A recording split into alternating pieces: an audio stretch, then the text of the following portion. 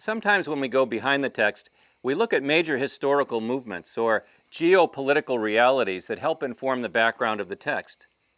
But there are other times when we look at a specific cultural institution and it gives us insight, sometimes even just to a phrase or a sentence in the Bible. Well, I took you here to the site of Philippi. The people that are receiving Paul's letter of the Philippians included some that were Jewish in background, and some, in fact, that were Judaizers. Paul calls them mutilators of the flesh, in fact. Watch out for those dogs, those men who do evil, mutilators of the flesh. We are the circumcision, Paul says. In this passage, Paul is talking about the true Jewishness of being circumcised in heart, not in the flesh. And Paul is talking about those who are confronting the early church with the challenge of coming back under the law in an oppressive way, in a legalistic way. But he uses an image from the public latrine. He says, look, let me tell you who I am. If anybody had confidence in the flesh, it would be me, circumcised on the 8th day, of the people of Israel, the tribe of Benjamin, a Hebrew of Hebrews, in regard to the law, a Pharisee, as for zeal, persecuting the church, as for legalistic righteousness, faultless.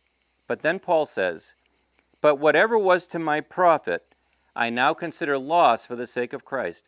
Paul knows his resume. Paul knows his credentials as a Jew. But he also knows that none of that in and of itself will count for eternity. He says, I consider everything a loss compared to the surpassing greatness of knowing Jesus Christ my Lord, for whose sake I have lost all things. I consider them rubbish, that I might gain Christ and be found in him, not having a righteousness of my own that comes from the law, but that which is through faith in Christ. So why am I at a latrine? Because Paul was literally saying, everything on my resume, everything that made me righteous in my own strength, I consider that to be rubbish. That's the word sometimes translated dung in the King James Version. That's the sewage in a public latrine. People would come to a Roman city and they would sit side by side using these holes, and underneath would be a gutter with water running all the sewage out of this.